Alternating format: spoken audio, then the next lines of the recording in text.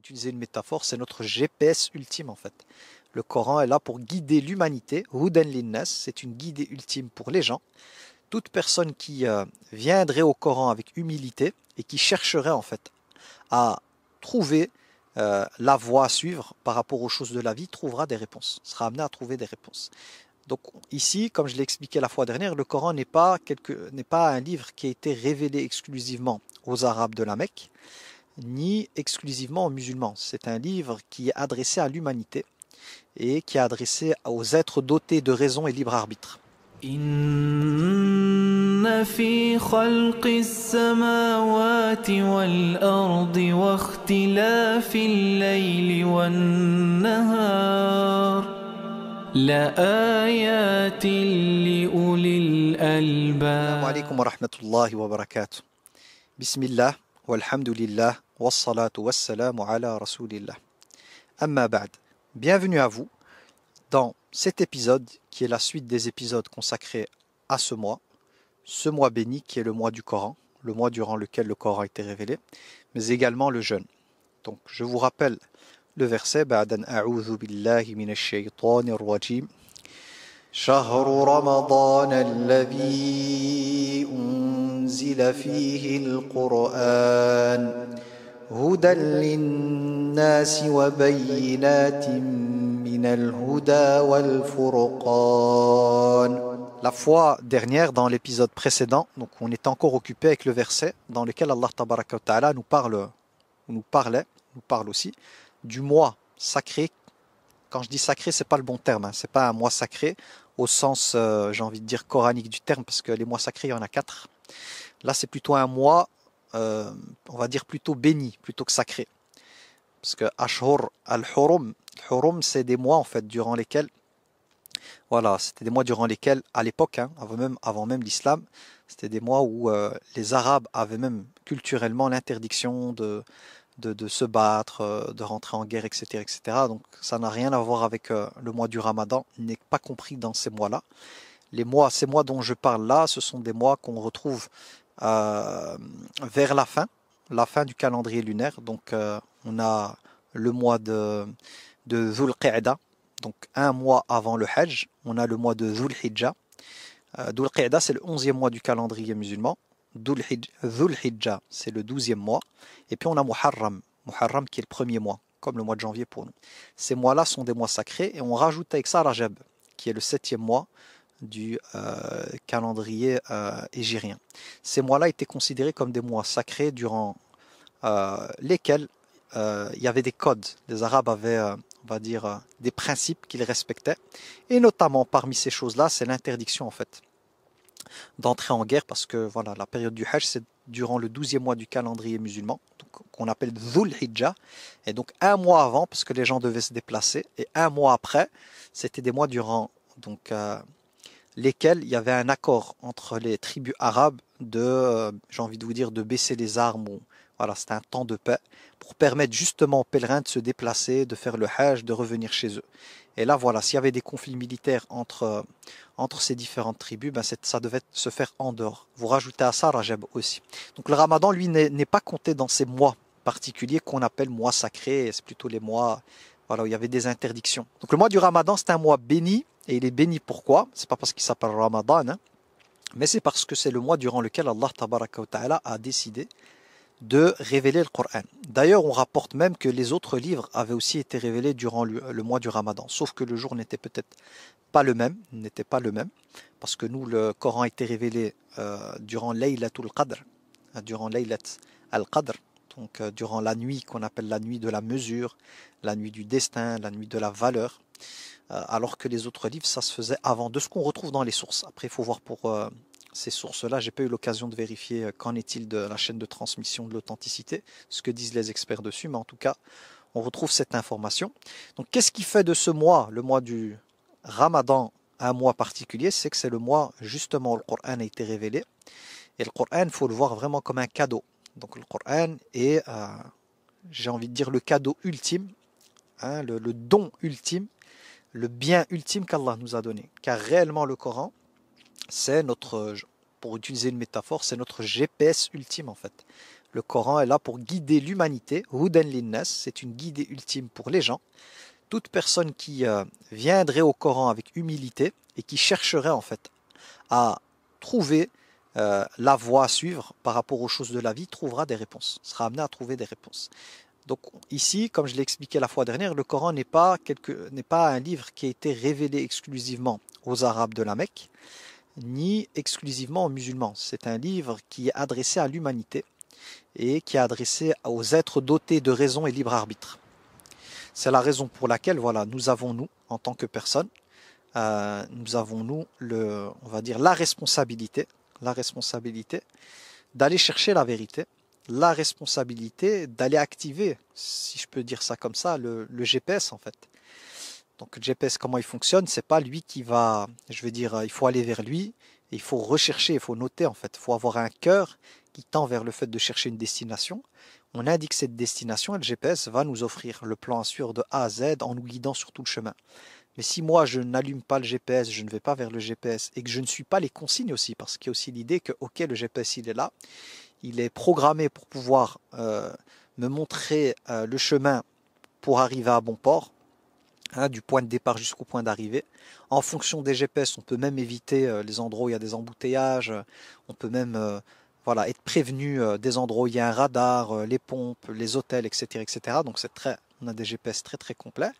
Mais si moi, de mon côté, donc je ne mets pas l'adresse, la destination, par exemple la réussite, si tu veux la réussite, ben le GPS il est là pour ça.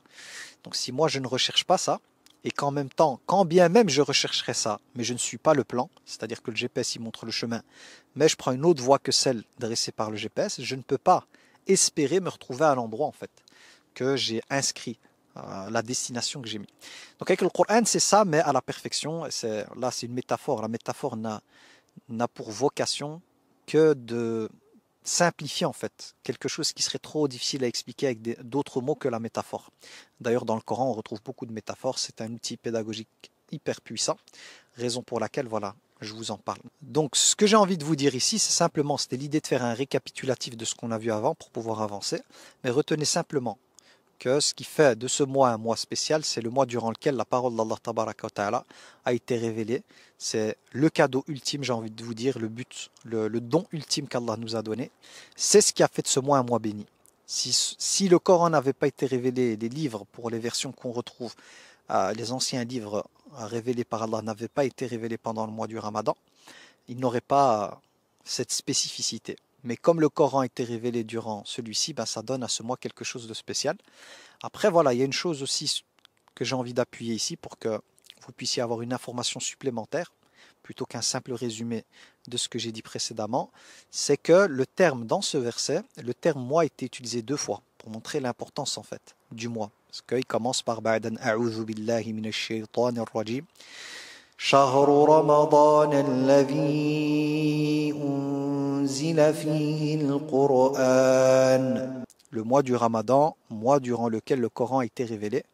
هدى للناس وبينات من الهدى والفرقان.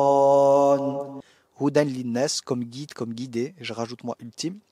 Linnas pour l'humanité, les gens, dans leur ensemble, hudan linnas wa bayyinatin min al-huda, et en même temps comme preuve claire, explicite de cette guidée.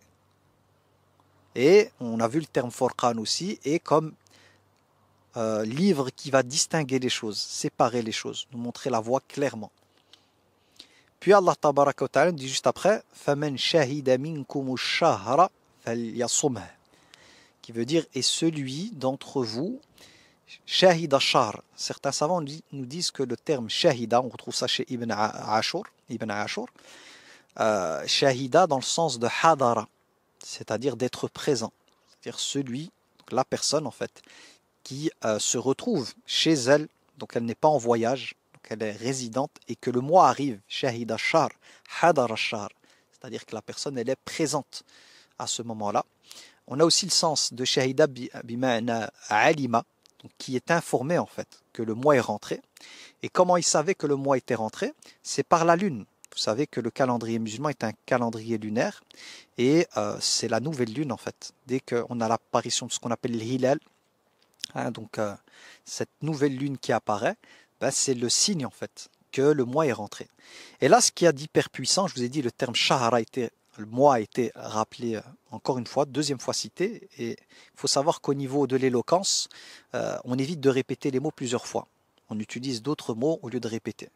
Par exemple, si je dis la voiture bleue est rentrée dans le garage, je ne dois pas répéter la voiture bleue. Je veux dire celle-ci, voilà, celle-ci est arrivée au bord du mur. Donc je vais remplacer la voiture bleue par celle-ci.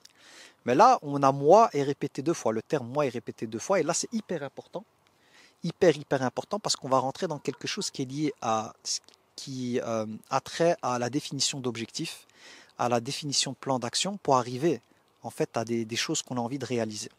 Donc là, ce que le Coran nous dresse, c'est cette question de temps. Et à partir du moment où c'est le terme mois qui a été utilisé, il faut savoir que d'un point de vue du calendrier lunaire, on a un élément physique tangible du décompte en fait des jours. À l'époque, il n'y avait pas de montre, il n'y avait pas de téléphone. Nous, le décompte, on l'a comment? On l'a avec la montre, téléphone ou nos agendas. En tournant les pages de l'agenda, on a une vision en fait, vraiment du jour, de chaque jour qui passe. On a même des calendriers, on a le mois complet. Moi, sur mon téléphone, j'ai le mois complet en fait, qui est là, et ça permet de quoi? De s'organiser. Et là, il y a vraiment un point essentiel que le Coran nous donne ici, surtout pour, voilà, moi, comme il fait partie de mon domaine d'activité, de devoir m'organiser, d'avoir un planning, même pour le tournage, hein. Là, voilà, on a un planning, on a des dates, on a des jours, donc tout ça, ça demande de l'organisation, sinon c'est l'anarchie, on fait les choses de manière, j'ai envie de dire, amateur. Bah, on n'arrive pas à ces objectifs, parce que d'un coup tu fais pas, donc il y a un problème. Il va y avoir un problème au niveau des résultats. C'est comme au sport.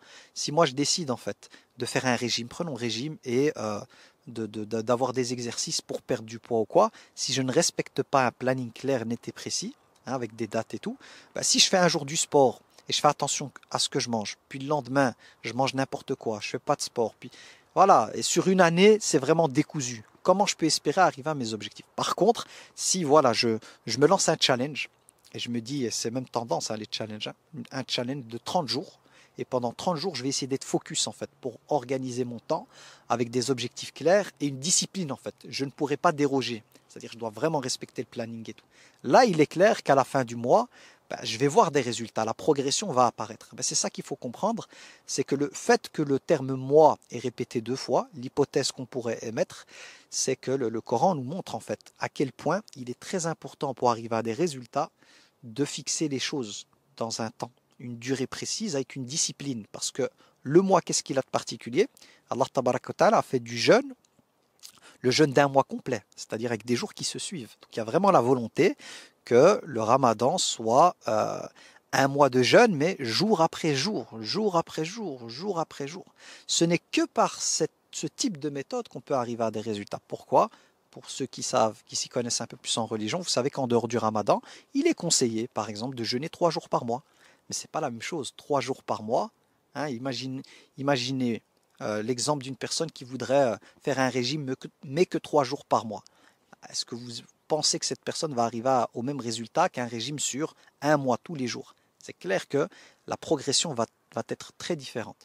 Donc là, on voit vraiment qu'il y a eu une volonté de notre créateur, qui connaît mieux l'être humain, c'est lui qui a créé, de faire vraiment du mois du Ramadan. Voilà, moi j'utilise ce terme-là, hein, c'est juste pour qu'on comprenne. C'est comme un challenge en fait, un mois à fond, il faut se donner, il n'y a pas d'échappatoire possible, sauf des cas particuliers qu'on verra. Et il y a la question du temps, gestion du temps, de la discipline, hein, parce que ça demande de la discipline d'organisation, d'objectifs à réaliser, même de plans d'action. Et effectivement, toute personne qui respecte ça finira par arriver à ses objectifs. Donc, je m'arrête là-dessus, juste à méditer pour que ce ne soit pas trop long. Donc, si vous devez retenir une chose de ce rappel, Inch'Allah Ta'ala, c'est cette question de temps, de durée. Donc, temps, planning, planification donc d'un plan d'action, respect, donc discipline, et respect en fait des choses qui ont été planifiées. Ce n'est que par cela qu'on peut arriver à optimiser nos résultats. Wallahu a'lam. Bienvenue à vous dans cet épisode. On est toujours dans les épisodes liés à la série on va dire de rappel sur ce mois béni qui est le mois du Ramadan. L'épisode précédent, on avait vu ensemble donc le terme shahr qui renvoie en langue française, hein, qui est traduit par mois, et qu'on retrouve aussi dans ce verset deux fois. Donc il n'est pas cité une fois, il est cité deux fois. Et je vous l'ai dit la fois précédente, c'est que quand on veut avoir un discours éloquent, on évite en fait les mots en fait inutiles ou des mots qui se répètent. En général, on essaie de changer les mots parce que mettre deux fois le même mot dans la même phrase ou quoi, ce n'est pas lié à l'éloquence. Donc il faut savoir qu'Allah Tabaraka wa Ta'ala, c'est lui qui a créé l'être humain, qui lui a appris même à parler. Donc c'est lui qui maîtrise l'éloquence. Si on parle d'éloquence, je veux dire, celui qui a l'éloquence dans sa perfection absolue, c'est Allah Tabaraka wa Ta'ala. Donc si le terme moi, shahr, est venu deux fois, donc a été employé deux fois, c'est que c'est quelque chose de... Je veux dire, c'est un terme auquel il faut prêter attention. Et c'est ce terme, même au niveau étymologique, hein, il est particulier parce qu'on retrouve aussi le terme mashhour, qui veut dire connu. Mashhour, shahr. Et j'ai vu, dans ce que j'ai lu chez Ibn Ashur, que même shahr, en fait, c'est la chose, en fait, qui est, quand on parle de connu, on va parler de la connaissance. Connu, une personne connue. Là, je sors d'Ibn Ashur, mais c'est pour vous expliquer de manière plus simple. Quelqu'un qui est mashhour, c'est quoi? Quelqu'un qui est connu, c'est quoi? C'est qui est connu de beaucoup de gens. Donc le shahr, en fait, c'est quelque chose dont la connaissance, si on peut dire ça comme ça, est une connaissance qui se retrouve dans toute la société. Vous pourriez me dire, Abou Bakr, là, on a du mal à comprendre, essaye de trouver des mots plus simples. C'est très simple. Dites-moi aujourd'hui qui n'utilise pas les calendriers, qui n'utilise pas des planeurs, des plannings, des agendas et tout. Donc c'est quelque chose de connu. Hein, les agendas, la planification, etc., etc. C'est quelque chose qui, dans des sociétés civilisées, dans des sociétés où voilà, il y a une culture, etc., etc., ça fait partie de ce qui est accessible à tout le monde. Même les illettrés, une personne illettrée, arrivera. Je connais des gens, ils savent pas lire, ils savent pas écrire, et pourtant, ils savent utiliser, si vous voulez, un calendrier, même si, voilà, leur écriture, je vous ai dit, ils savent pas écrire quoi, mais ils savent reconnaître tel jour avec la date, juste avec les chiffres, ou deviner comme ça. Donc, il n'y a personne à notre époque, dans le monde civilisé, qui n'a pas affaire à un planning, un calendrier et tout. Quand bien même le niveau scolaire serait un niveau très très bas, tout le monde est amené à, comment on va dire ça, est amené à interagir en fait avec les calendriers. C'est comme ça, sauf ceux peut-être qui vivent encore dans des forêts, dans des coins perdus, mais là on ne parle pas de civilisation. Mais toute civilisation a défini en général un calendrier, on parle du calendrier grégorien, donc c'est bien un calendrier qui a été défini, mais ce n'était pas le seul calendrier qu'a connu le monde judéo-chrétien, il y en a eu d'autres. Donc il y a cette volonté chez l'être humain de définir le temps et d'en faire quelque chose qui est lié à une civilisation. D'ailleurs, chez nous, le calendrier musulman égérien est un calendrier qui a été défini, on dit par Omar ibn al-Khattab, c'est lui qui a décidé de définir l'hégire comme étant le point de départ de ce calendrier. Et on retrouve aussi 12 mois. Et dans le Coran, Allah parle des 12 mois. Donc on voit bien qu'il y a une volonté divine de diviser, et là il y a l'idée de diviser le temps en fait, et l'année même en 12 mois. Et de diviser le mois en semaines. On parle de l'usbu', l'asabi' au pluriel. Pourquoi? Vous pourriez vous poser la question, semaine aussi en jour, le jour on, voilà, 24 heures.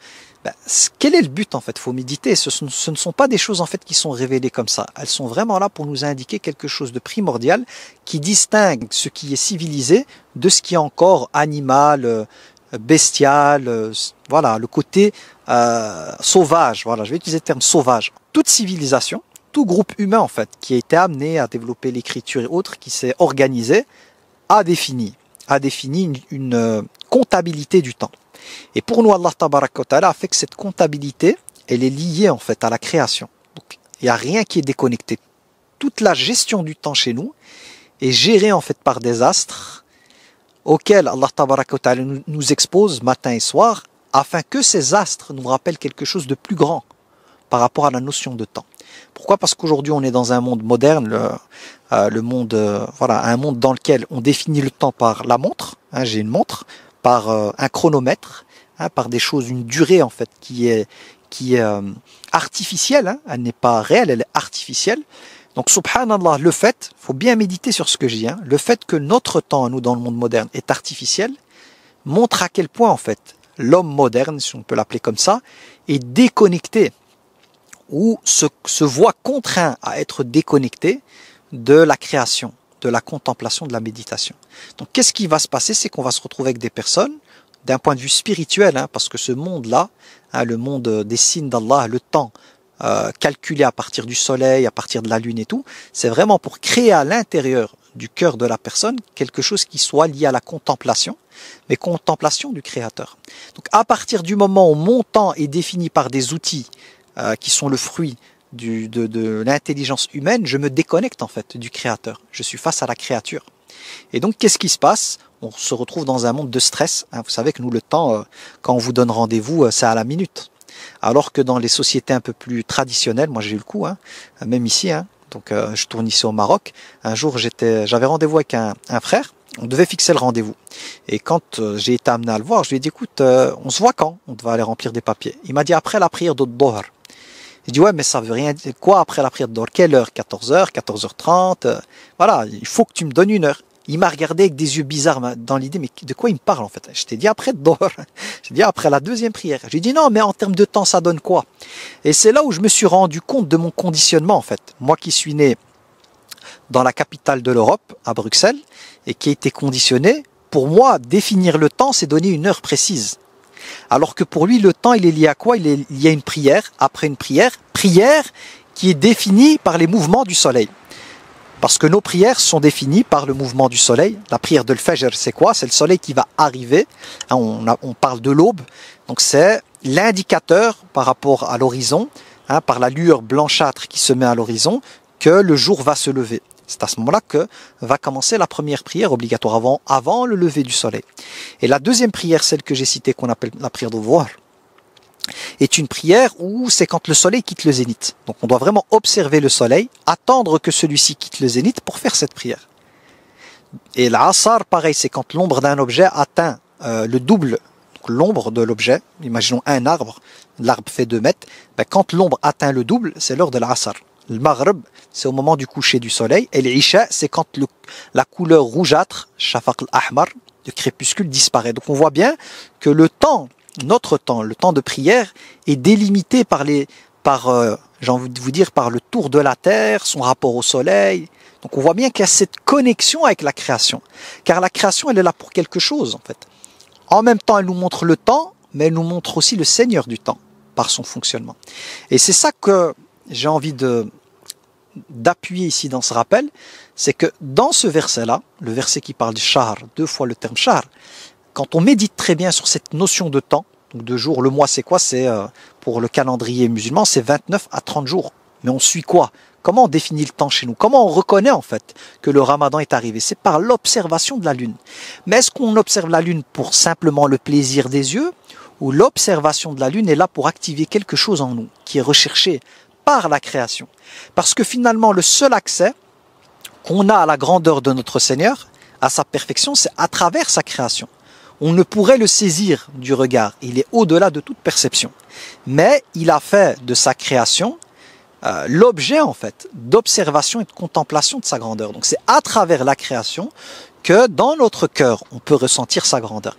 Et ça, je trouvais puissant parce que finalement, si on rentre avec cette perspective spirituelle, on rentre avec notre foi en fait à l'intérieur du Ramadan, par l'observation de cette nouvelle lune qui apparaît, on est déjà dans quelque chose de très puissant qui fait partie de l'objectif du mois du Ramadan, parce que n'oublions pas que l'objectif du Ramadan, c'est de cultiver en nous ce qu'on appelle taqwa, la piété, c'est-à-dire cette entité à l'intérieur de nous qui nous donne la force de nous contrôler, de nous maîtriser, de dompter notre ego et ses désirs égotiques, nos pulsions. Mais le seul moyen de pouvoir dompter cet intérieur, c'est par al-muraqaba, cette conscience intérieure qu'Allah nous voit. Donc sans conscience intérieure qu'Allah nous voit, il n'y a pas de taqwa. Ce terme taqwa ne peut exister pour nous les musulmans, ne peut se réaliser que par la conscience en fait intérieure du fait d'être vu par Allah tabaraka wa ta'ala 24 heures sur 24, 7 jours sur 7. Si on déconnecte cette dimension de muraqaba, c'est-à-dire cette conscience qu'Allah nous voit, il ne pourrait y avoir de taqwa. Parce que taqwa, c'est le fait de se refuser de faire quelque chose, de se maîtriser parce qu'on a conscience qu'Allah nous voit. Et en même temps, c'est le fait de faire les choses qu'Allah demande parce qu'on a conscience qu'Allah nous voit. Et donc là, on voit en quoi le terme shahr, qui renvoie pas simplement au mois, c'est pour ça que pour nous, quand on parle shahr, on dit ouais, bah oui, c'est le mois quoi. C'est banal en fait. Pourquoi? Parce que vous voyez quoi? Un calendrier, un planeur et tout. Mais moi, à travers shahr, c'est pas ça que je vois. Parce que moi, je me rappelle, il y a men, le terme par après, celui d'entre vous, shahida, qui est hadara, qui est présent, alima, qui sait, Mais eux, comment ils savaient que le mois venait? C'est par l'observation de la lune. Donc on voit qu'à travers shahida, hein, ce terme-là qui est utilisé, qui renvoie aussi à voir, hein, parce qu'il y a des personnes en fait qui regardent la lune, qui scrutent, on voit cette dimension de l'muraqaba, cette dimension de la conscience du regard qu'Allah porte sur nous par la méditation sur sa création. Et si on retient ça dans cet épisode, pour moi, on a vraiment pris une perle parmi les perles qu'offre ce verset, et notamment ce mot qui semble anodin, qui est le mot shahr. Et on est même ici au-delà de ce que je disais dans l'épisode précédent où je parlais de l'importance de la programmation de la gestion du temps. C'est hyper important. Mais de nouveau, le temps, pourquoi? Tu as beau réaliser tes objectifs, ce n'est pas ça qui va te donner la réussite. La réussite chez nous n'est pas limitée à la réalisation des objectifs en les définissant, en ayant un plan d'action, c'est-à-dire que la simple planification des choses avec un plan d'action et une exécution n'est pas ce qui va aller dans le sens de la réussite. Ce n'est pas parce que je suis en mesure d'atteindre mes objectifs par mon plan d'action et par l'exécution que pour autant je vais pouvoir estimer que j'ai réussi. La réussite chez nous les musulmans, elle va être conditionnée en fait, de nouveau par le fait de rechercher l'agrément d'Allah qui passe par le muraqaba, cette conscience qu'Allah me voit. Donc finalement, avoir un planning, c'est bien, définir des objectifs, c'est très bien, avoir un plan d'action, magnifique, l'exécuter, top, mais pour qui tu le fais? Pourquoi tu le fais? Quelles sont tes motivations, tes intentions? Qu'est-ce que tu recherches à travers ça? Et c'est ça qui va amener toute la différence entre deux personnes qui exécutent la même chose, qui ont la même direction. Ce sont les motivations et les intentions. Et je finis avec un hadith très célèbre qui est celui qui parle des intentions, où le prophète alayhi salam nous dit « Innamal a'malu binniyat wa innama likulli imri'in ma nawa » Innamal a'malu binniyat ça veut dire que les actes ne valent que par les intentions et chacun se verra récompensé en fonction de ses intentions. Intention, c'est motivation aussi. Hein. Et le prophète nous dit juste après, celui dont la hijra, qui correspondait à l'époque, quittait la Mecque parce qu'il y avait des oppresseurs et les gens étaient persécutés parce qu'ils étaient musulmans, pour aller à Médine, qui était une terre d'islam. Donc c'est ça le hijra. Donc celui dont la hijra est pour Allah et son messager, sa hijra sera pour Allah et son messager. Donc la motivation et l'intention, c'est quoi ici? C'est l'agrément d'Allah et pour rejoindre le prophète alayhi salatu wassalam. Mais celui dont la hijra, le même acte, hein, donc les deux ils font les hijra, celui dont la hijra est pour quelque chose de ce bas monde, donc des biens de ce bas monde, un objectif terrestre si vous voulez, ou le mariage avec une femme, parce qu'on rapporte qu'un homme avait fait la hijra à l'époque, mais c'était par amour pour une femme, pour se marier avec elle, sa hijra sera pour ses intentions et sa motivation, c'est-à-dire qu'il aura en fait les choses qu'il avait désirées sans plus. Donc on voit quoi ici? Qu'il ne suffit pas en fait d'avoir des objectifs, de les planifier, de les exécuter, mais ce qui va être hyper important, c'est cette muraqaba, c'est-à-dire cette conscience intérieure qu'Allah me voit et qu'ils sont de mes intentions. Donc finalement, ce qui permet à mes actes d'avoir de la valeur au niveau d'Allah, tabaraka wa ta'ala, de ma spiritualité, ce sont mes intentions. Est-ce que je recherche son agrément? Ou à travers mes œuvres, je recherche l'agrément de mon ego et de mes désirs égotiques, liés à mes ambitions, statut social, bien matériel, reconnaissance, ostentation, etc., etc. C'est ça qui va amener réellement à distinguer une personne d'une autre, quand bien même sur le terrain, les objectifs sont les mêmes, le plan d'action est le même, l'exécution est la même et le résultat est le même. Il y a une distinction entre les deux par rapport à Allah tabaraka wa ta'ala à méditer. Bienvenue à vous dans cet épisode qui est une suite des épisodes consacrés à ce mois béni qui est le mois du Ramadan. Lors de l'épisode précédent, je m'étais arrêté sur le terme shahr. Donc on avait vu ensemble le terme shahr qui renvoie en langue française au mois. On a vu ensemble dans toutes les explications que j'ai données que le mois était, voilà, les mois ont été définis, ça je l'expliquais bien avant, par les Arabes avant même l'islam, c'est eux qui ont défini les mois à un certain moment. Et j'avais expliqué d'où venait le terme Ramadan, hein, qui renvoie à la chaleur intense. Hein, on appelle même la terre chaude Ramda. Donc ils ont défini en fait en fonction des saisons. Et on retrouve même chez Ibn Ashur qui définissait les mois, eux en fait en période de 2 mois chaque fois. Donc 2 mois, en fait, il y avait des périodes particulières et ils nommaient les mois à chaque fois. C'est pour ça que vous avez Rabi' al-Awwal, Rabi' al-Thani, Thani, qui renvoie au printemps. Mais le 1, le 2, on retrouve des fois Jumad al-Oula, Jumad al-Thaniya, donc 1 et 2 à chaque fois. C'est parce que il fonctionnait, on va dire, comme en duo. Dhul Qi'da, Dhul Hijja. On retrouve le Zu, les deux. Donc par deux. On retrouve ça chez Ibn Ashur. Et comme je vous ai dit, ils ont été définis en fonction, en fait. Ils ont dû fixer le nom du mois en fonction soit des saisons ou d'autres choses.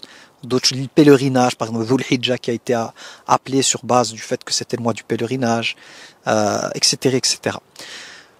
Là où je veux en venir aujourd'hui, ou plutôt le point que j'ai envie de développer, en reprenant les pièces de puzzle précédentes, donc retenez juste une chose. En vous rappelant une chose, c'est que Allah subhanahu wa ta'ala nous parle du mois du Ramadan. Pourquoi? Parce que c'est le mois durant lequel le Coran a été révélé. Donc retenez mois, qui est le Ramadan. Deuxièmement, Coran, le mois durant lequel le Coran a été révélé. Avec le fait que le Coran soit un guide, Hudan linnas wa bayyinatin min al-huda wal furqan, que le Coran contient des preuves explicites, claires de la guider et de discerner les choses. Et j'avais expliqué aussi que le but du mois du Ramadan et ce jeûne intensif, c'était vraiment de planifier quelque chose dans le temps parce qu'il y a un objectif à réaliser. Je vous avais expliqué que pour pouvoir atteindre ces objectifs, pour arriver à réaliser ces objectifs, il fallait absolument avoir un plan d'action.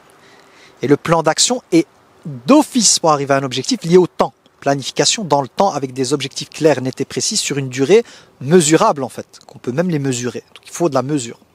Et on voit bien que le Ramadan, les mesures sont là. Pourquoi les mesures sont là? C'est parce que déjà le mois est défini. Donc on a déjà un temps précis. Donc le challenge entre guillemets, si on peut appeler ça comme ça, c'est juste pour faciliter la compréhension. Ben, il est clair, c'est le 9e mois du calendrier lunaire complet. Donc 29 à 30 jours. Il commence le départ, la nouvelle lune elle arrive, ça commence. Et toute personne en fait qui n'est pas en voyage ou quoi, qui est résidente ou quoi, va commencer le challenge. Sauf les exceptions qu'on verra à un autre moment. 30 jours, même la durée par jour est définie. Donc on a le nombre de jours, donc 29 à 30, mais aussi le challenge en fait, le jeûne. Il démarre quand, il se termine quand. Les objectifs, c'est comme ça. Quand on fixe des objectifs et un plan d'action, il faut définir en fait. On a le mois, par exemple, si on prend le mois, le challenge, ok, il y a tout le mois, on sait que c'est 30 jours, mais qu'est-ce qu'on fait tous les jours? C'est-à-dire chaque jour, on doit avoir un programme. Et ça doit être délimité dans le temps. Et Allah Tabaraka wa Ta'ala a délimité pour le jeûne l'aube comme étant le démarrage, si vous voulez, de l'abstinence, boire et manger, et pour ceux qui sont mariés d'avoir des rapports intimes, jusqu'à la fin, c'est quoi? Le coucher du soleil. Donc on voit clairement une délimitation du temps de nouveau liée à quoi? Aux astres. Comme je vous l'avais expliqué précédemment, pour le mois, c'était la lune. Parce qu'avec la lune, on peut voir jour après jour la lune qui se complète jusqu'à avoir la pleine lune, le 13e, 14e et 15e jour du mois lunaire. Et puis, voilà, de nouveau, on voit le mois qui s'efface petit à petit, ou plutôt la lune qui s'efface petit à petit. Donc on voit le décompte, il est là, parce qu'il y a un décompte, tac, tac, tac, tac, tac. Et pour la journée, comment on fait? De nouveau, je vous ai dit qu'il y a cette volonté de cultiver dans le cœur des croyants la présence d'Allah Tabaraka wa Ta'ala. Ben, la durée de commencement du jeûne et la fin, durant la journée par jour, elle est liée à l'aube, et on se réveille même avant l'aube pour prendre le repas du matin. Donc il y a cette idée de l'aube, et puis on pourra voir le spectacle du lever du soleil, et la fin c'est le coucher du soleil. Mais c'est à l'aube en fait c'est à ce moment-là que démarre le jeûne, et donc la personne en fait qui vivait à l'époque du prophète alayhi salam, ou maintenant les gens qui vivent dans des milieux en fait en pleine campagne ou à l'extérieur, sont les témoins dès le matin de ce spectacle. Donc on voit quoi? C'est qu'il y a une réelle discipline, de nouveau, délimitée dans le temps par le mouvement de la terre par rapport aux astres, pour contempler la grandeur d'Allah. Et c'est clair, net et précis. On sait quand on commence, j'ai envie de vous dire au moment près, pas à la minute, parce que c'est pas à la minute, hein, même si nous avons des calendriers, nous c'est un moment. On doit être témoin, et même pour l'heure, nous on regarde l'heure comme ça, on attend l'Aden. Mais les gens en fait qui normalement donnaient le compte à rebours à l'époque, c'est, il faut voir, hein. Donc la personne, par exemple, qui devait s'arrêter de manger le matin, elle allait observer, est-ce que c'est l'aube, c'est pas l'aube. Donc on est devant, on contemple, c'est comme si on nous forçait, entre guillemets, c'est encore plus fort que ça. Wallah, là, il y a quelque chose qui me vient, c'est encore plus puissant. C'est comme si Allah, tabaraka wa ta'ala, appuyait, comme quand nous on utilise le fluo, hein, on fluote quelque chose, ces signes en fait qui sont toujours là. Et qu'on pourrait des fois oublier, parce que c'est vrai, lever et coucher du soleil, en général, on pourrait les oublier. Ces signes-là, en fait, sont renforcés pendant le Ramadan. Renforcé, pourquoi? Parce que je suis obligé de me concentrer sur l'entrée de l'aube en fait, pour être sûr de ne pas manger à un moment où je ne peux pas manger. Qu'est-ce qui se passe? Ma contemplation ici, ma conscience, Ça veut dire ce moment en fait présent à l'intérieur de moi, cette conscience en fait de ce qui se passe est activée, elle atteint son top niveau. Pourquoi? Parce que je recherche vraiment, j'ai pas envie en fait de louper le jeûne, donc je suis concentré. Est-ce que l'aube arrive ou pas? Alors que pour la prière, contrairement à la prière, comme la prière le temps est beaucoup plus long, la prière c'est entre l'aube et le lever du soleil, donc c'est pas trop grave. Ça veut dire que je rate le lever ou de l'aube ou pas, c'est pas aussi important. Mais là, avec le jeûne, non. Vraiment, on appuie, c'est hyper important parce qu'il en va de la validité de mon jeûne. Donc là, on est dans quoi? On est dans quelque chose d'hyper puissant au niveau spirituel, c'est de comprendre que ce qui distingue un croyant d'un autre, c'est la conscience, en fait, de la chose qu'il est en train de faire. Et pour le Coran, n'oublions pas que tout ça tourne autour du Coran, c'est que si on veut avoir les effets profonds du Coran, c'est d'être dans la conscience du verset, en fait. Le verset là, qui est récité, de le vivre au plus profond de mon âme. Comme la personne qui scrute à l'horizon l'aube ou qui scrute à l'horizon le coucher du soleil. Parce que vous savez qu'on est impatient hein, quand on jeûne durant la journée, le maghrib, donc le coucher du soleil, cette heure-là, quand il n'y avait pas de montre ou quoi, les gens attendaient de voir le soleil se coucher. Donc ils sont là, ils attendent. Hein. Donc il y a une contemplation qui s'offre à nous et une insistance intérieure d'être spectateur. On a envie de voir, on est témoin. Hein. Shahida minkum shahr, d'être témoin du mois, etc., etc. Donc, on voit bien que dans le Ramadan, il y a cette volonté d'augmenter la conscience de l'ici et maintenant. Dans l'idée de transférer ça dans quoi? Dans le Coran. Parce qu'Allah a commencé le mois du Ramadan durant lequel le Coran a été révélé. Donc, l'idée profonde qu'il va falloir aller chercher, c'est d'être dans cette même contemplation et dans cette même, j'ai envie de dire, présence avec le Coran, quand il nous est récité, d'être dans sa profondeur en fait, d'être dans son nectar, parce que c'est là où se trouvent des secrets. Et de nouveau, quel est l'objectif recherché à travers cette profondeur, en fait, cette conscience du moment coranique, j'ai envie de vous dire, du moment où le Coran il est récité, il est psalmodié, d'être vraiment présent comme si on était témoin, de nouveau, shahida, être présent. Hein. N'oublions pas, en langue arabe, shahida c'est hadara qui veut être présent. On voit qu'il y a cette notion de présence, même dans le terme utilisé, celui d'entre vous hein, qui shahida minkum shahr, c'est-à-dire qui est présent ou qui a l'information. Donc on voit cette présence en fait intérieure qui est demandée. Donc lorsque je suis avec le Coran et que je suis présent par rapport à ce qu'Allah tabaraka wa ta'ala me dit dans le Coran, qu'est-ce qui se passe? Il y a à l'intérieur de soi, dans notre cœur, hein, le niveau de foi augmente très rapidement, de manière très forte, et si la foi augmente, taqwa augmente. C'est-à-dire que si la foi augmente, cette énergie intérieure qui me donne la force de me retenir quant au péché, quant à la désobéissance, et en même temps cette énergie qui me pousse à accomplir les obligations, va être beaucoup plus forte, parce qu'elle se voit augmentée par l'état de présence spirituelle, et par l'augmentation de la foi, par cette présence, au moment où la parole d'Allah elle est récitée. Donc finalement la personne, si on prend ici le lien entre ces différentes choses qui définissent le temps et la parole coranique, parce qu'il faut créer des ponts entre les deux, c'est que la personne, l'image en fait, elle est présente au Coran comme celui qui est présent en fait, conscient, qui scrute le coucher du soleil ou le lever de l'aube. Et vous savez que quand le soleil se couche, on est pressé, on attend ce moment avec impatience. Il y a comme l'idée de créer dans le cœur cet état de « je suis pressé en fait », de goûter à le Coran, hein, d'avoir accès à cette profondeur. Et comme il y a deux moments, il y a l'aube au matin, c'est le moment où on cesse, et puis le coucher, c'est vraiment dès le début. Donc au début, il y a cet état en fait de vouloir recevoir cette bénédiction divine, et puis après à un certain moment de se délecter, parce qu'au coucher du soleil, on peut manger. On a accès à quelque chose qui est lié à ce qui pénètre à l'intérieur, qui nous donne du plaisir. Donc ça, c'est une hypothèse, je répète, hypothèse, qu'on pourrait émettre, si on veut aller dans la profondeur des choses, c'est l'hypothèse qu'on pourrait émettre pour comprendre en quoi, en fait, finalement, cet exercice, parce que le mois du Ramadan, c'est pour s'exercer, hein. Donc on est là pour développer la taqwa, hein. J'ai envie de vous dire, c'est le challenge, donc on pourrait sortir même une sorte de défi, augmente ta taqwa en 30 jours, ou 29 ou 30 jours. Le défi, c'est quoi? C'est le mois du Ramadan. La période, c'est quoi pendant le mois du Ramadan? Par quelle méthode? Le jeûne. Et le jeûne avec tout ce qui comprend sa dimension spirituelle, avec ses temps, tous les jours ses temps, retenir son âme et tout. Et puis aussi le Coran en fait. C'est-à-dire que finalement, oui, on travaille, donc l'entraînement, c'est de contrôler son âme et tout, mais de quoi on se nourrit dans ce challenge? C'est quoi la nourriture? Qu'est-ce qu'on met au centre de notre vie? Le Coran. Et là, la personne qui s'exerce réellement à dompter ses désirs égotiques, parce que d'habitude c'est ça, hein, c'est l'ego qui prend le dessus, qui nous fait oublier le pourquoi de notre existence et qui nous amène à mettre le Coran de côté. On met le Coran de côté parce qu'on est occupé à courir derrière les plaisirs en fait, ou les désirs de ce monde, ici symbolisés par manger, boire et les rapports intimes. Voilà, ça tourne autour de ça, hein, du plaisir. Hein. On peut résumer tout ça au plaisir. Ben là, on met de côté les plaisirs corporels et on met au centre de notre vie quoi? Parce qu'on se prive de cela, le Coran en fait.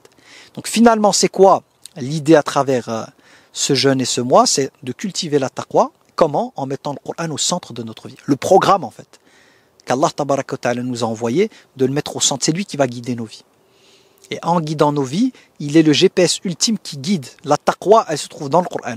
Tu veux cultiver la taqwa, renforcer ta taqwa, ta foi et arriver à bon port, le Coran il est là pour t'accompagner. Comme je le disais avec le GPS, 300 mètres à droite, 200 mètres à gauche, au rond-point, tout droit. Attention, il y a un feu. Ici, attention, freine. La taqwa va agir. Freine. Voilà, parce qu'ici, c'est, au lieu de, on sort de l'autoroute 120 ou 130, là, c'est 50 à l'heure. Là, tu peux aller à 90, 90 à l'heure. Donc, on voit à chaque fois, tac, tac, tac, tac, tac. Ah ben, le Coran, c'est ce qu'il a comme effet pour la personne qui le met au centre de sa vie. À méditer. Bienvenue à vous dans ce rappel. Dans j'ai envie de dire cette série consacrée au Ramadan. Alors la fois dernière, j'ai vu quelques points avec vous et la personne qui est avec moi m'a posé une question particulière que je reprendrai ici avant de poursuivre, liée à l'épisode précédent. En effet, dans l'épisode précédent, j'avais insisté sur le fait que pendant le mois le mois du Ramadan, par le jeûne, Allah tabaraka wa ta'ala donc nous amenait à avoir une présence au temps beaucoup plus importante qu'on ne pourrait l'avoir en dehors du Ramadan. Dans le sens où le jeûne est déterminé par donc, le lever donc de l'aube et le coucher du soleil. Donc ça demande à la personne qui jeûne, surtout à l'époque où il n'y avait pas de montre ou autre, une présence en fait. Une présence, en tout cas pour ceux qui faisaient l'appel à la prière, l'adhan, mais à travers le mot adhan, il y a aussi l'idée d'être témoin, spectateur en fait de la création d'Allah tabaraka wa ta'ala et de l'aube, du coucher du soleil, etc., etc. Donc il y a vraiment une volonté, à travers la manière dont le temps est géré, chez nous les musulmans, de permettre aux croyants d'être spectateurs, de contempler en fait la création d'Allah tabaraka wa ta'ala, afin que celle-ci crée à l'intérieur de la personne dans son cœur un état intérieur où cette considération d'Allah tabaraka wa ta'ala, la considération de la perfection de ses noms et ses attributs puisse se ressentir avec le maximum de conscience. Vraiment le maximum de conscience. Et je disais au frère, parce qu'il m'avait posé la question, il m'a dit voilà, j'ai pas vraiment compris en fait, ou voilà, pourrais-tu donner plus d'explications sur cette dimension en fait? Tu parlais du jeûne et de la place que le Coran devait occuper dans notre vie par le jeûne, c'est-à-dire en quoi le jeûne est en mesure en fait de créer plus de place à le Coran et de faire du Coran quelque chose qui, plutôt un livre, qui serait au centre de notre vie. Est-ce que tu pourrais me rajouter des détails? Et la métaphore qui m'est venue pour que ce soit le plus clair possible, je lui ai dit que le reste de l'année, quand on n'est pas en mode jeûne, qu'est-ce qui se passe? C'est que notre âme, on va la gaver. On va la gaver de choses en fait qui ne sont pas bonnes pour elle. Et j'ai pris l'image d'une personne qui sera amenée à s'empiffrer de biscuits, de chips, de frites, de tout ce qui est gras en fait. Donc son ventre est rempli avec ces fast-food et ces choses qui sont mauvaises. Si moi j'étais amené à présenter un plat, mais l'un des meilleurs plats au monde à cette personne, avec les mets les plus riches, qui coûtent les plus chers, qui sont les meilleurs pour la santé, celle-ci étant gavée, remplie, ne pourrait pas en fait consommer ce que je lui donne. Et quand bien même elle se forcerait à le faire, elle n'aurait pas la possibilité d'y goûter en fait, avec tout le plaisir et toute la présence gustative que cela amène. Pourquoi? Parce que quand on est rempli, il suffit de voir pour vous, t'as plus de place. Même quand on te met le plat que t'aimes le plus, t'as plus de place, c'est pas ajouté. Et même, je dirais même que si on venait à te donner, il y aurait peut-être de la répulsion. Et ben, l'image que je lui ai donnée, c'est pareil. Je dis, pendant le Ramadan, qu'est-ce qui se passe? D'un point de vue matériel, physique, qu'est-ce qu'on voit? C'est que les gens s'abstiennent de boire et de manger.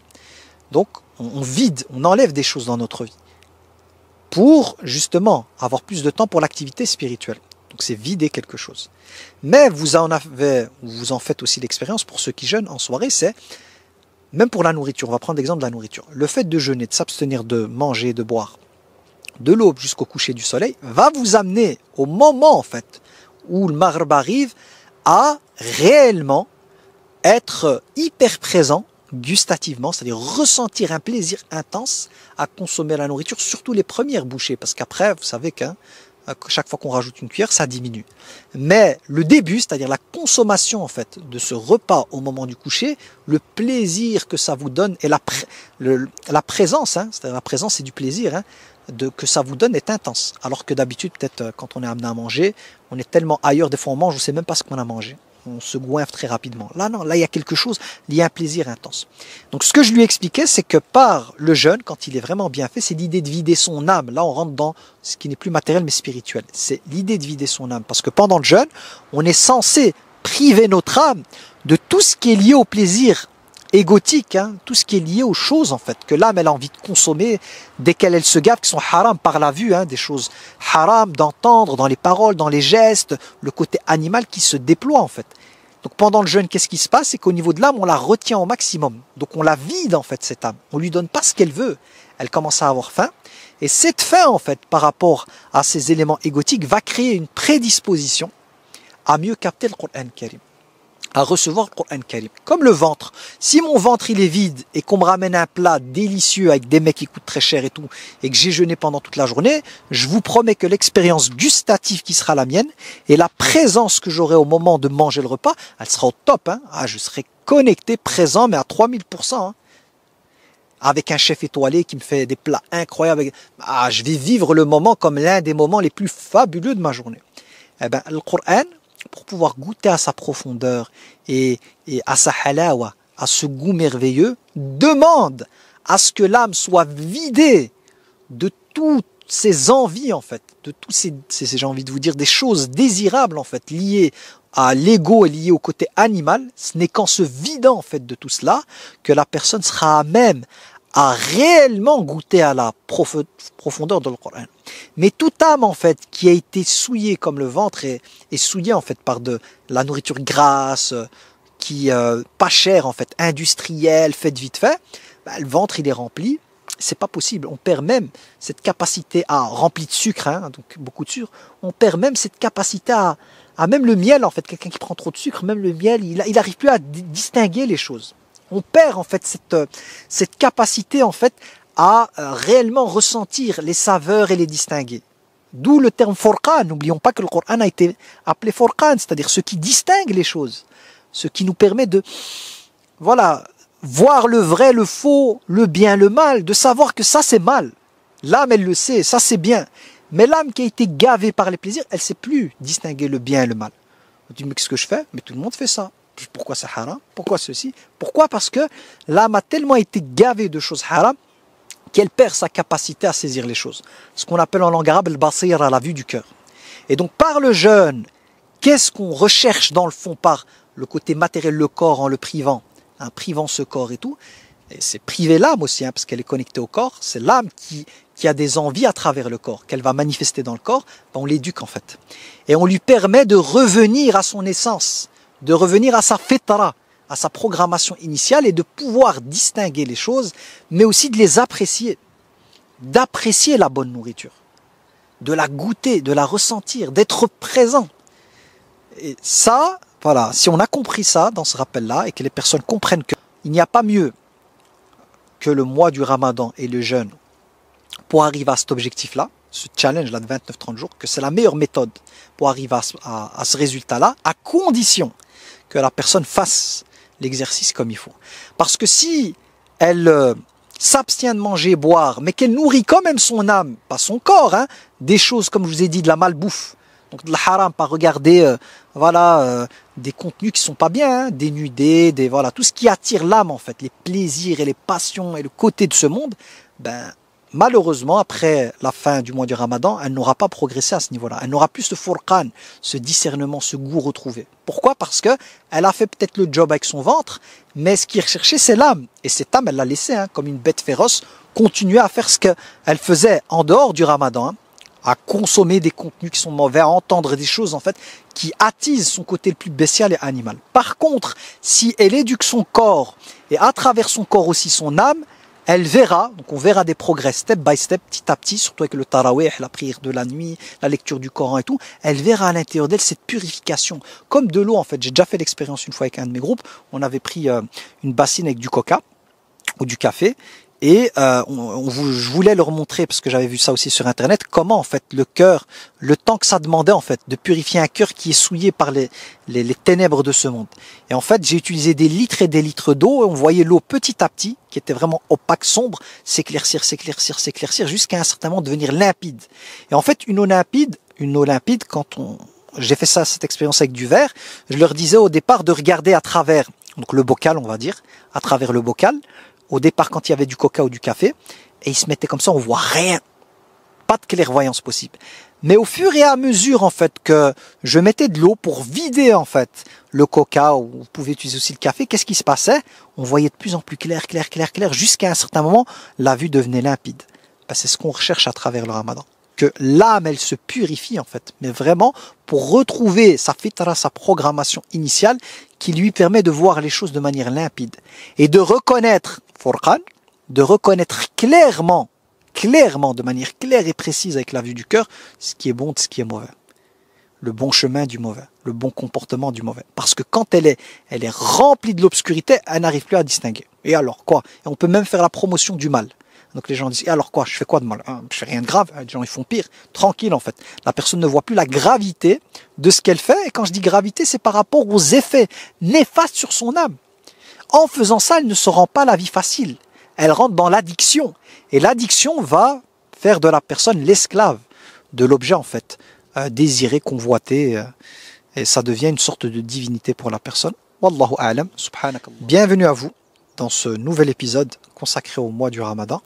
Aujourd'hui, Inch'Allah Ta'ala, on va reprendre le verset dans lequel on était occupé. Donc je rappelle, on ne sait jamais qu'il y a des personnes qui arrivent, qui débarquent. Je rappelle le verset sur lequel on est occupé, c'est le verset qui parle du mois, de ce mois béni qui est le mois du Ramadan, Shahru Ramadan, Alladhi unzila fihi al-Qur'an, qui est le mois durant lequel le Coran a été révélé, Hudan linnas, comme guide, guidance ultime, wa bayyinatim min al-huda wal furqan, comme preuve aussi, qui contient aussi des preuves claires, nettes et précises en fait. Preuve évidente que c'est bien la guidée.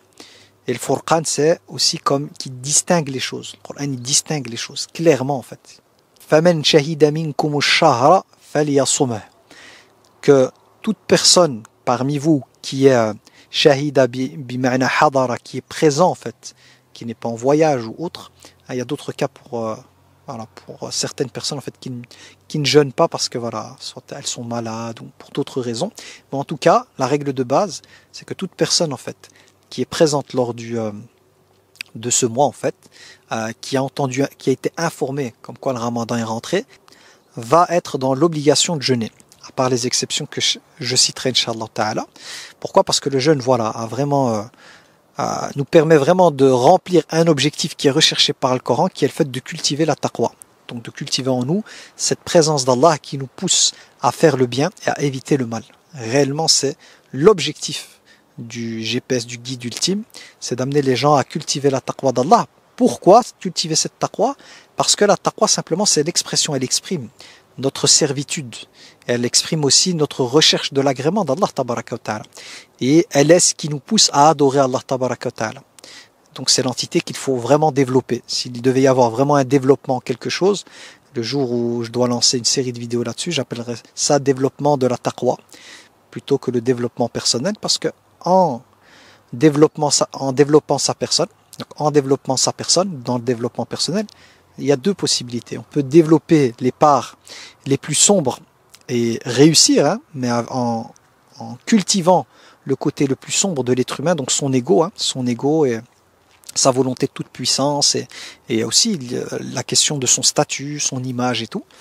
Comme voilà, des personnes pourraient faire un autre travail, ça dépend. C'est pour ça que chez nous dans le Coran, quand bien même on verrait que le Coran nous pousse à faire des choses, à viser des résultats, mais ce résultat en fait est toujours corrélé, si on peut dire ça comme ça, accompagné par la taqwa, c'est-à-dire le fait de ne pas tomber dans les pièges de l'ego. Car toute chose vers laquelle on progresse est un test en fait. N'oublions pas que le diable Iblis s'est développé intellectuellement et en termes de pratique et tout. Donc c'était une personne qui fréquentait, il était avec les anges à un certain moment. et il était pratiquant et tout. Pourtant, ça n'a pas empêché, ça ne l'a pas empêché en fait de désobéir à Allah tabaraka wa ta'ala par ego, hein, et il va finir par milliers d'années. Donc quand bien même il était, on va dire, dans la sphère spirituelle, il s'est développé, si vous voulez, spirituellement, mais la taqwa n'était pas là. C'est-à-dire qu'au fond de lui, ce qui l'animait, ce n'était pas le côté, on va dire, la recherche de l'agrément d'Allah tabaraka wa ta'ala et de l'éducation de l'âme, de la purification de l'âme. Non, ce qu'il recherchait, c'est le statut. C'est les bénéfices pour lui en tant que personne. C'est la raison pour laquelle quand Allah lui a ordonné de se prosterner devant notre père Adam, il a refusé. Donc on peut voir que même en développant ses connaissances religieuses et sa pratique, si la taqwa n'est pas là, si cette entité qu'on doit développer pendant le jeûne n'est pas là, cette pratique va se retourner contre nous. Et le jour du jugement dernier, elle sera une preuve contre la personne et pas pour la personne.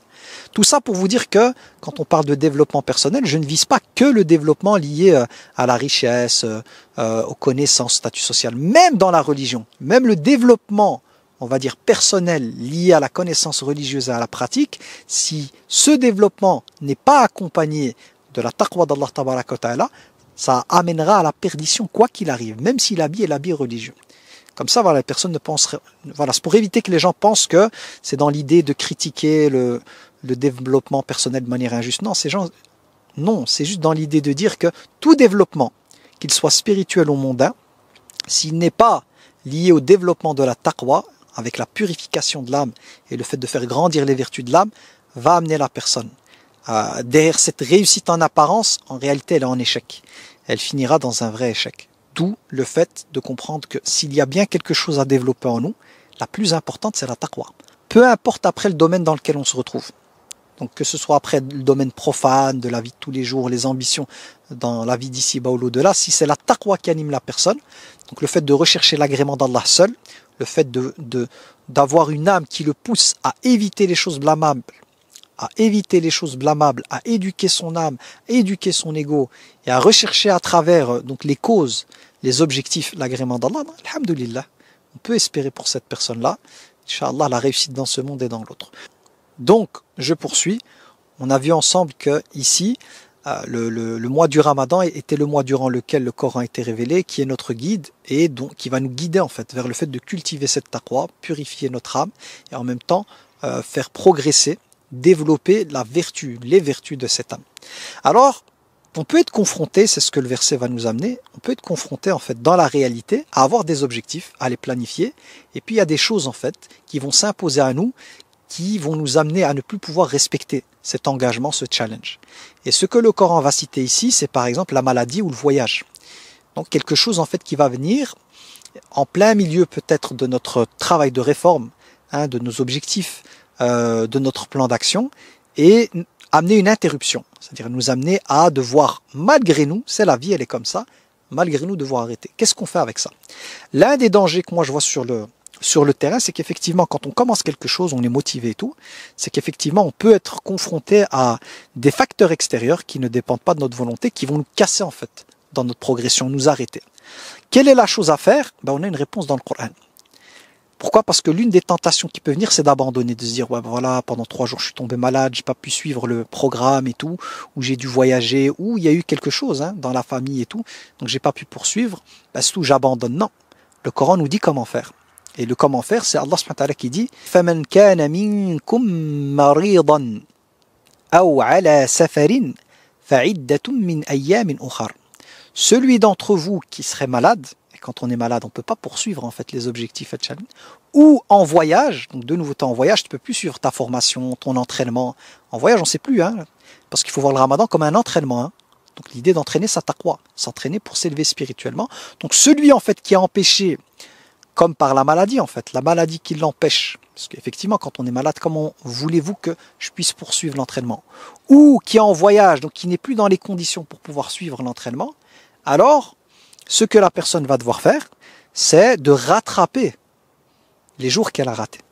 Parce que pour que le programme puisse agir, il faut le suivre pendant les 29 à 30 jours. Ça, ici, le verset nous indique vraiment, en tout cas l'hypothèse qu'on pourrait émettre, c'est que pour que les effets du programme fonctionnent, il faut de la constance, de la discipline, de la régularité. Car toute initiative dans laquelle je n'aurai pas de régularité, où j'aurai du mal à être régulier et à suivre une discipline, ça va m'amener à un certain moment à arrêter. Et puis, on sait très bien, quand on a des objectifs, on se donne à fond, on arrête. C'est le toboggan. Hein. Après, la motivation, elle descend, tout descend, et c'est bon, c'est la dégringolade pendant plusieurs mois. Puis de nouveau, il faut retrouver la motivation et de recommencer à zéro. Et on essaye. Puis de nouveau, hop, après une semaine, on ne le fait plus, on glisse. Donc, qu'est-ce qu'on fait pour éviter de procrastiner? Parce que il y a des risques de procrastination, c'est-à-dire de reporter à quand j'aurai plus de force, plus de motivation et tout. Et puis, il y a l'ange de la mort qui peut arriver en chemin. C'est de comprendre que si effectivement, il y a quelque chose de contraignant, d'extérieur qui s'impose à nous et qui nous empêche de pouvoir, en fait, poursuivre, entre guillemets, on va appeler ça ce challenge, cet entraînement intensif, ben Allah tabaraka wa ta'ala nous dit de le rattraper. Pour ceux qui peuvent rattraper, il y a toujours des exceptions, bien évidemment, mais de rattraper des jours. L'équivalent, en fait. Donc, de rattraper le travail. Donc, comment je fais, moi, si par exemple j'ai des objectifs et que le jour, en fait, aujourd'hui, je devais faire telle et telle chose, mais j'ai eu voilà, un imprévu qui m'empêche de le faire, ben, dès que je peux reprendre, je le reprends. Alors, effectivement, ici, au niveau juridique, c'est de rattraper avant le prochain ramadan, de rattraper ces jours de jeûne, mais il est conseillé de le faire le plus rapidement possible. Donc ici, la solution qui s'offre à nous, c'est quoi? C'est de comprendre que si aujourd'hui, j'avais un planning, mais que les circonstances, des circonstances extérieures m'empêchent de le faire, pour pouvoir rester accroché, j'ai envie de dire, à la locomotive, si on peut dire ça comme ça, ben, directement en fait. Dès que je n'ai plus cette chose qui m'empêche de le faire, je reprends. Et je vous donne un exemple concret à la personne qui est malade. Imaginons Ramadan, on est durant le mois du Ramadan, 5e jour ou 15e jour, vous tombez malade. Ok? Qu'est-ce qui se passe? C'est que durant la période où vous êtes malade, vous pouvez rattraper par après. Mais dès que vous récupérez votre santé, qu'est-ce que vous faites? Vous reprenez directement. Directement, vous reprenez. Les jours que vous avez ratés, vous les rattraperez par après, en fait. Donc, les tâches que je n'ai pas pu réaliser là, je les rattraperai par après. Mais dès que je suis en condition de reprendre, je dois reprendre. C'est une obligation religieuse. Pareil pour le voyage. Imaginons que, voilà, que la personne est amenée à voyager pendant 3 jours. Ben oui, pendant 3 jours, elle pourrait jeûner aussi, hein, mais elle a l'autorisation surtout. Voilà, elle a l'autorisation de manière générale, mais je veux dire surtout si c'est difficile, on peut comprendre, hein, quand c'est difficile et tout. Ben, qu'est-ce qui va se passer durant la période de voyage? Elle ne jeûnera pas, mais dès qu'elle est de retour, imaginons 3 jours, elle est de retour, elle reprend directement le jeûne. Et ces 3 jours-là, pour pouvoir compléter, on va dire l'entraînement de challenge, elle les rattrapera par après. Donc on revient à quoi? C'est qu'il faut absolument, derrière cela, l'hypothèse qu'on pourrait émettre, c'est qu'il faut absolument compléter le programme complet, de le faire complet plutôt, pour qu'il ait réellement un impact important sur nous. Parce que s'il manque des pièces, ben voilà, ça ne va pas agir à 100%. C'est comme un traitement médical. On vous donne des médicaments et on vous dit pendant 1 mois, vous devez prendre ça. Moi, j'ai déjà eu le coup, hein, j'avais pris des médicaments pour un traitement. Et puis finalement, je me suis arrêté après 20 jours. C'était, je pense, 1 mois ou quoi. Mais je vous promets que l'étape de guérison était arrivée, puis tout. Ça a stagné, j'ai refait une rechute. Alors que si j'avais suivi le traitement comme il l'est écrit, c'est comme ça, la posologie, elle est comme ça. J'étais en traitement, hein, donc je reprenais le dessus sur la chose. Boum, erreur que j'ai faite, j'ai arrêté avant. Donc automatiquement, j'ai vu que ça c'est au niveau de la guérison, elle s'est arrêtée puisque je pouvais voir l'effet. Elle s'est arrêtée à un certain moment. Et puis de nouveau, ça a repris. Et subhanallah, la méditation qui m'est venue, je me dis c'est pareil pour l'âme. C'est-à-dire que tu essaies de la guérir de toutes ces maladies et tout. Ben, qu'est-ce qui se passe? C'est qu'elle est rongée. Tu prends le traitement, mais en prenant le traitement, la guérison elle se fait. Mais elle n'est pas forcément complète après 15 jours. Hein. C'est vraiment, tu dois finir le traitement pour totalement être débarrassé de ça. Après, tu dois faire attention. Dans mon cas, par exemple, on m'a recommandé de ne pas mettre les chaussettes alors que les pieds sont mouillés, même un peu. Donc il y a des choses pour éviter justement que ça revienne. C'est pareil avec le jeûne. Donc à méditer, Inch'Allah, ce que vous devez retenir, parce que c'est important de terminer, ce que vous devez retenir, c'est que par rapport au jeûne du mois du Ramadan, c'est qu'il a vraiment l'objectif de purifier complètement notre âme, doter de notre âme en fait sa souillure, et que pour pouvoir agir en profondeur sur celle-ci, il y a un temps qui a été déterminé par Allah Tabaraka wa Ta'ala, qu'il peut nous arriver que des fois on a un programme, si on fait le transfert avec la vie de tous les jours, on a des objectifs, et que des fois voilà, il y a des imprévus qui nous tombent dessus et qui bloquent. Aujourd'hui, j'ai pas pu faire ce qu'il fallait ou pendant 2-3 jours parce que j'étais malade. Comment on fait? On reprend directement, c'est comme ça. Parce que si on laisse aller ça comme ça, ben c'est fini. On reprend directement et on essaye de rattraper dès qu'on peut à chaque fois le retard. Comme ça, on se remet dans le bain. Et de nouveau, pour clôturer, revenir avec le dernier point, c'est de comprendre qu'un traitement, si c'est 1 mois, Allah Tabaraka wa Ta'ala a dit 1 mois, c'est qu'il faut comprendre qu'il faut 1 mois pour que ça agisse complètement sur l'âme, pour après le Ramadan, se retrouver, on va dire, pour retrouver en fait un état en fait intérieur qui soit une sorte de mise à jour, de retour vers la fitra, pour pouvoir affronter le reste des mois par la grâce d'Allah. Subhanakallahumma wa bihamdik, ashhadu an la ilaha illa ant, astaghfiruka wa atubu ilayk, subhana rabbika rabbil izzati amma yasifun, wa salamun ala al-mursalin, walhamdulillahi rabbil alamin.